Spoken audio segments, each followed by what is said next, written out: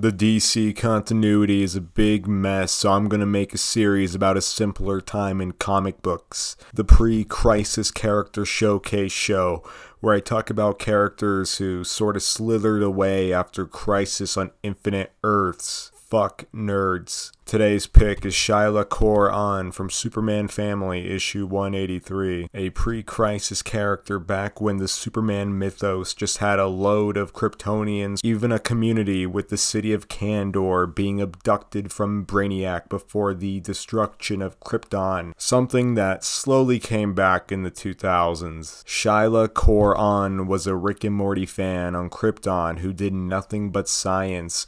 Despite wanting to be a pilot, too weak to pilot, she decides to steal the energy from her fellow Kryptonians with some Doofenshmirtz-like machine. Too bad it fell off a building and killed a dude. What? No, I'll be crushed.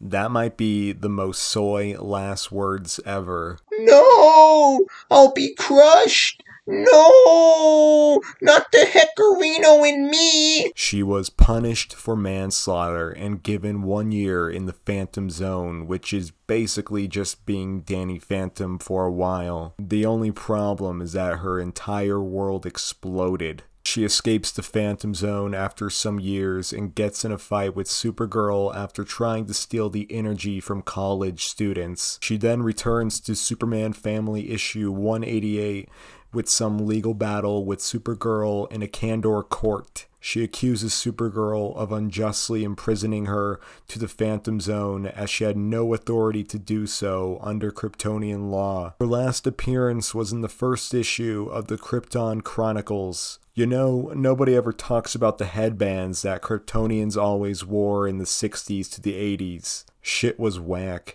The issue starts out with Superman looking at the ancient leaders of Krypton. Imagine dying, then somebody making a statue in your honor, but then they made it look like you're giving a two-handed handjob. Superman I met Redditor Clark Kent is with Perry White in a meeting with the Daily Planet owner. Sit down, both of you, and tell me this.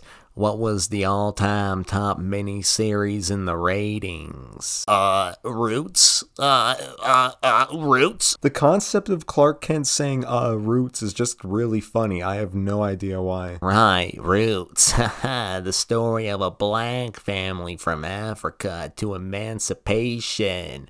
And the second highest rating? That would be, Shogun. Right ahead. A series about the history and culture of Japan, a country most Americans knew very little of, but thanks to you, Kent, we are gonna top them both. Motherfucker, Superman has seen these shows. You don't have to explain the plot. So, because of the ratings for programs of African and Japanese history, he demands Clark Kent to learn about the roots of Superman, since Clark Kent is BFFs with Superman. See, in pre-crisis continuity, the Superman mythos established that Clark Kent was LARPing as Superboy during his Smallville years. This was all scrapped in post-crisis when they really tried to go with the last Kryptonian coming-of-age story, with Clark Kent realizing his nature when he's a young man, rather than whatever gimmick was made in the 1950s. But whatever, I'm here to talk about Shyla who has her last appearance in this one panel